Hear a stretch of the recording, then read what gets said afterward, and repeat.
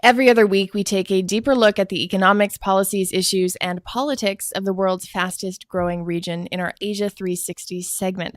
Today, we're looking at a potentially really important bilateral opportunity within the multilateral CPTPP framework. Joining me for that discussion is Jeff Reeves, Vice President of Research at the Asia Pacific Foundation of Canada. Thanks for coming in. Thanks so much for having me. And of course, what we're talking about is Canada's relationship with Japan. Tell me a bit about why this deserves maybe more attention than what it's received to date. Sure. So on the 11th, my foundation, together with the Global Affairs Canada and the Trade Commissioner Service, helped launch basically a public campaign to inform Canadian small and medium-sized enterprises about the CPTPP.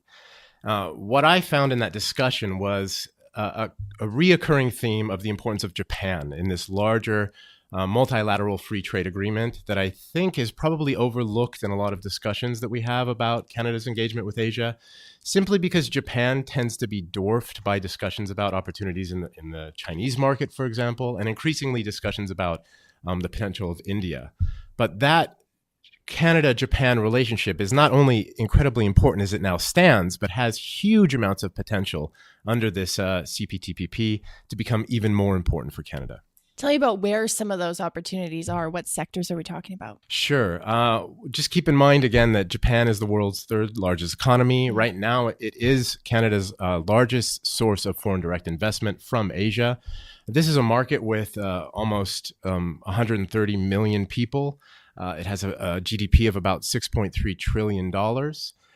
There's huge amounts of opportunity for Canadian firms to enter manufacturing, to enter service agreements with Japan. And particularly under the CPTPP, what we're going to see is a massive tariff elimination across certain industries, and also removal of non-tariff barriers for entry into the Japanese market.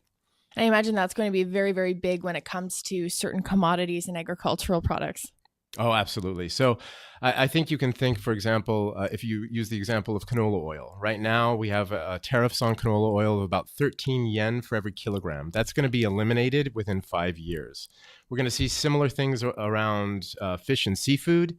Snow crab, lobster, salmon, all of which have tariffs up to about 5%, are going to see either a complete elimination of tariffs upon entry of the deal or phased over a period of between 5 and 15 years. I think very, very significantly are opportunities for Canadian beef and Canadian pork to enter into the Japanese market. Right now, Canadian beef have tariffs up to almost 40%. Wow. And over 15 years, those will drop down to 9%. And you see similar things with pork exports opportunities. So huge amount of potential there. When it comes to these kinds of products that we're talking about on the agricultural side, it's a two-way relationship. Can we expect maybe some competition from Japanese companies?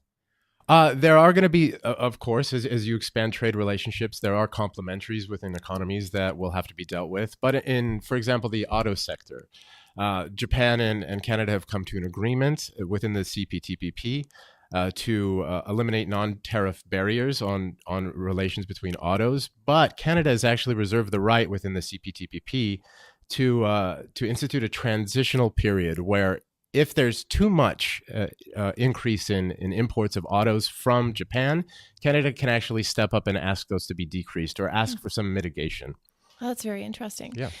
We've spoken about on this show before about opportunities for small and medium-sized businesses too. And an agreement like this, it can seem almost overwhelming. There are a lot of different economies to look at. And you mentioned some of the economic numbers tied to an economy like Japan. Right. They're huge. Realistically, for, say, smaller companies, what are some of the areas of opportunity for them in this new market? Well, as Japan moves from a more kind of export-driven approach to its growth model towards one based more on domestic consumption, I think there's a huge amount of opportunity for small and medium-sized enterprises to enter that market.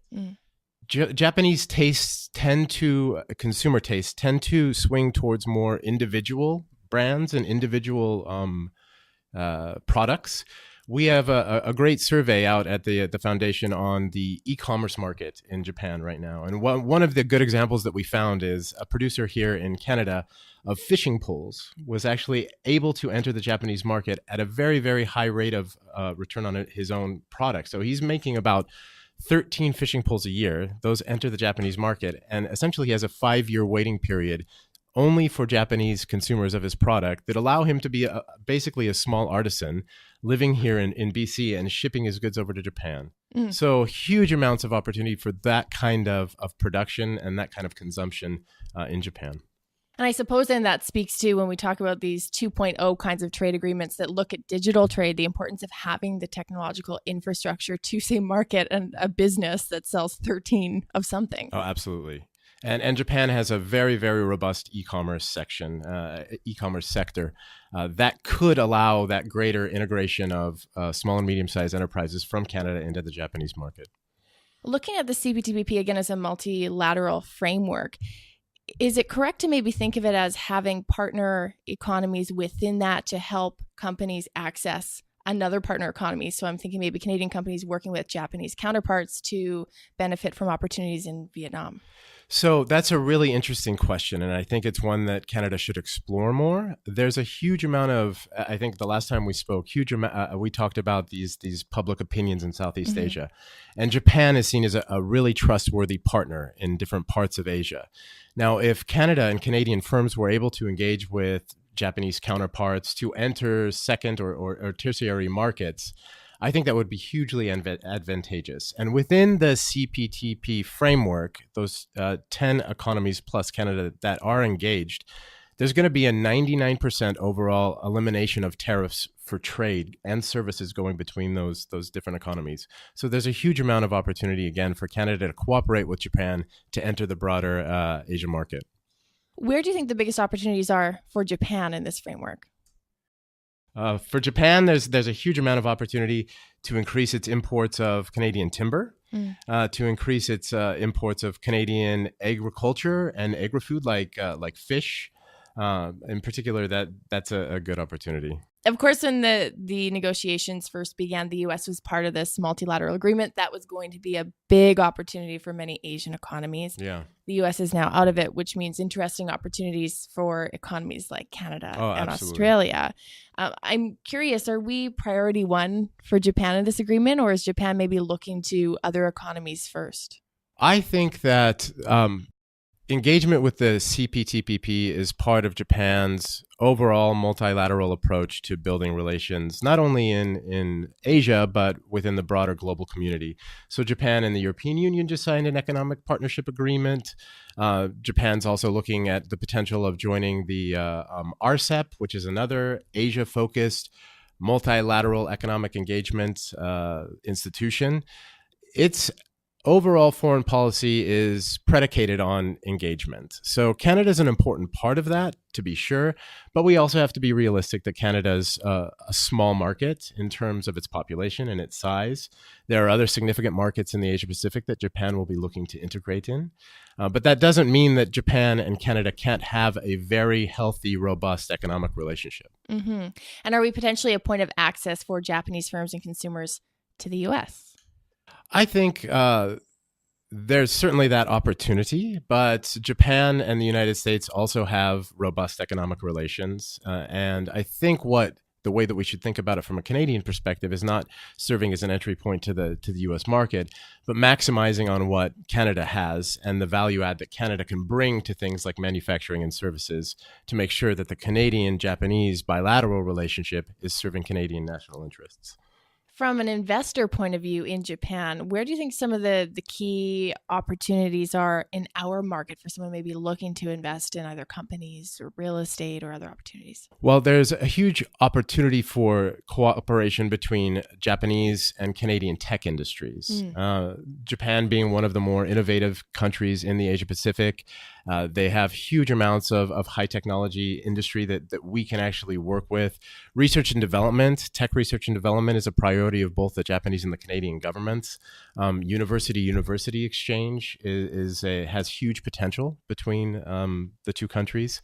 And that's, I think, in particular, something that we should look at when we think about developing a Asia strategy around the Canadian supercluster initiatives and looking for opportunities in Asia for the Canadian superclusters, the tech superclusters, to go over and find opportunities in incubators and accelerator kind of opportunities in Japan. This may be more of an operational type question, but for, say, businesses here looking for opportunities within the CPTPP, What is kind of the best way to approach that? Should they be looking at one specific country and opportunities and then branching out? Should they be looking at the region as a whole? What seems to work best and what have you heard?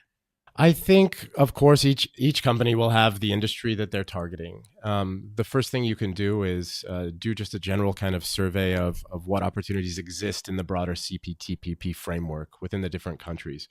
We actually at the foundation have an investment monitor that shows where Canadian firms have put their money in Asia, where they're moving, what partners they have on the ground, what kind of industries they're entering in. So those kind of resources can serve small and medium-sized enterprises in Canada very well. They can see where other firms have gone, think about the successes and failures that they've had in entering those markets.